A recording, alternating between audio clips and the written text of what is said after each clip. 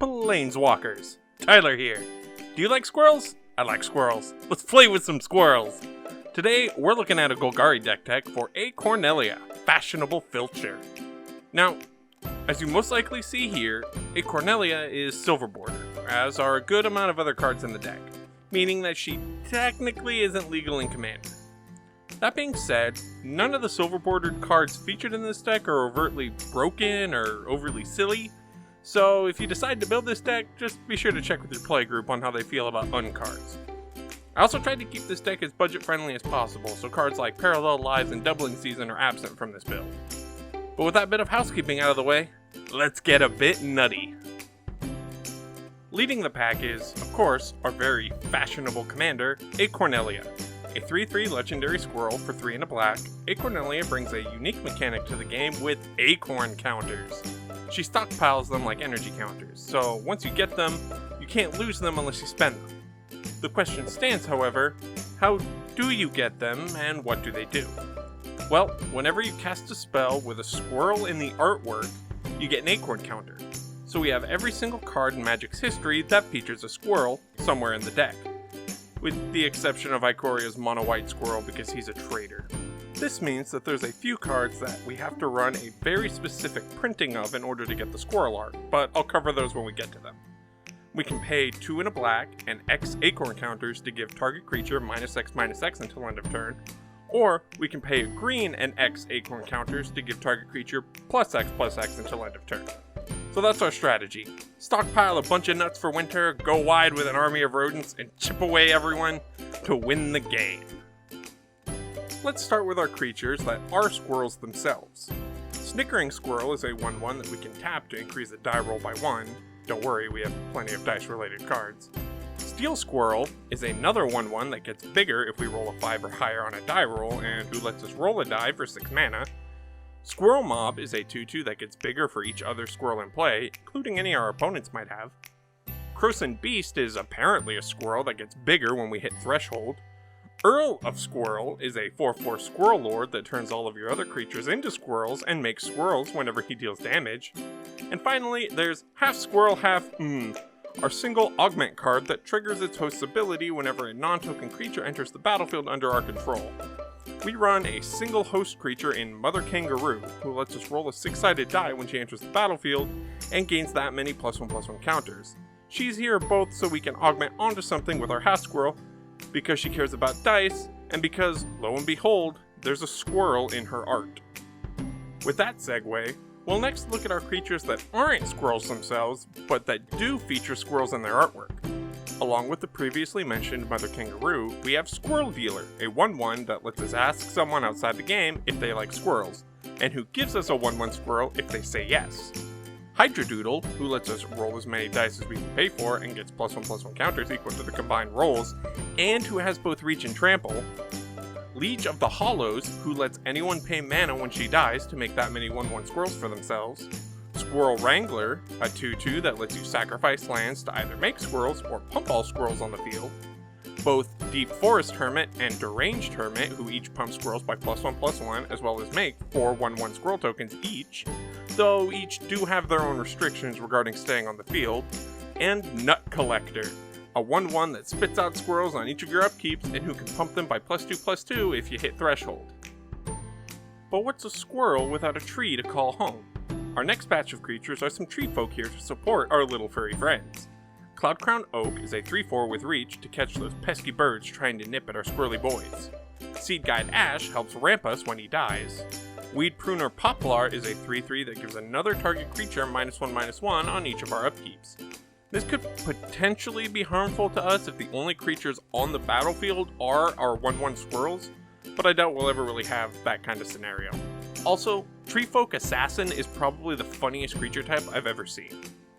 Deadwood Treefolk can help us recur our squirrels if someone is mean enough to kill them. Great Oak Guardian is a 4/5 with reach and flash that can pump a player's creatures by +2/+2 when he enters the battlefield, helping us boost our blockers, strengthen our attackers, or blow out an opponent's attack or block. Woodfall Primus, our last thick tree, is a 6/6 Trampler with Persist that destroys non-creature permanents when he enters the battlefield. Crush your foes underneath the weight of your wood. What do you mean I can't say that? Our final batch of creatures are here for generic support, so our deck can work and be playable and win. Cerulli Caretaker is here because nut! Den Protector is a 2/1 Megamorpher that can get us creatures back from the grave when she's flipped, and her ability to stop creatures with less power than her from blocking her also makes her an excellent place to put our impressive amount of growth effects. For all intents and purposes, Metallic Mimic and Adaptive Automaton are Squirrel Lords as well as Squirrels in Spirit. Genesis is a 4/4 that can also retrieve creatures from our grave, provided that it's in our grave to begin with and we pay 2 and a green. Keeper of Fables is our last creature, helping us draw a card if any of our chattering horde can break through and nibble our opponents. Stepping away from creatures, we do have one Planeswalker in our deck. Garruk, Primal Hunter, is here to help our little squirrel friends by beefing them up with beasts and eventually maybe even worms. Everyone needs a friend, including big, horrifying monsters that can rip and tear the flesh from your very bones. Team them up with your squirrels and boost them with your nuts. Oh, come on! What was wrong with that one? Next, let's take a look at our instants and sorceries, starting with our spells that both make squirrels and have squirrels in their art. For Acornelia.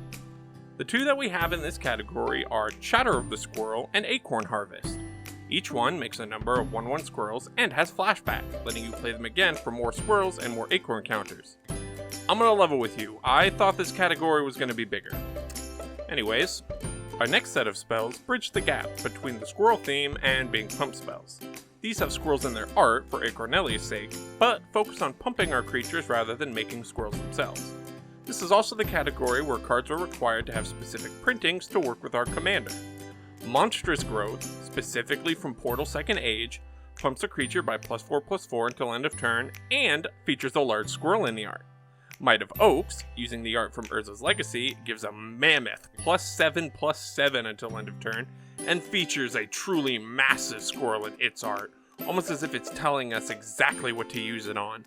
Our last card here is Overrun, which grants a widespread +3/+3 and trample to our entire squirrel army, and itself features a squirrel in the lower left side of the art. Our last 3 pump spells are Growth Spurt, Return of the Wildspeaker, and Triumph of the Hordes. Growth Spurt lets us roll a 6-sided die and lets us pump a creature by +X/+X, where X is the die's result. Return of the Wildspeaker can pump all of our non-humans by +3/+3 until end of turn, which is cool because squirrels are famously not human. Or it can get us cards equal to the greatest power among non-humans we control. Triumph of the Hordes is both a pump spell and a potential alternate win con for us, giving +1/+1, trample, and infect to all of our creatures. Build up enough squirrels, make them rabid, and send your opponents to a furry grave.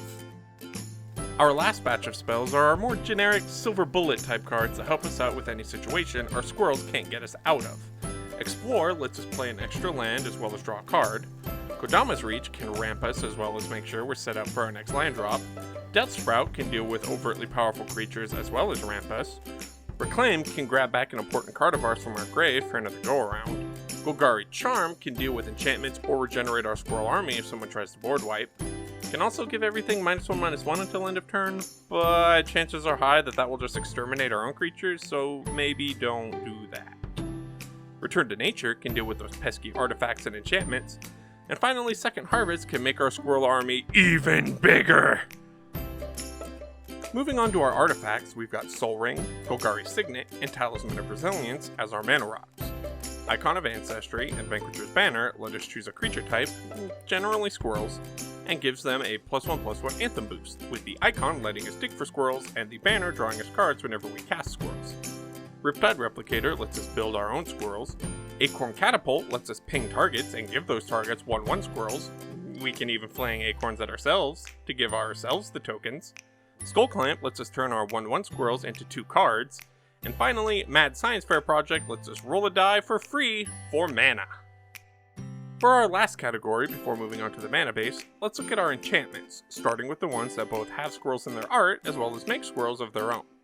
Form of the Squirrel literally turns you into a 1/1 squirrel, removing people's ability to attack you or target you, but also making you incapable of casting spells.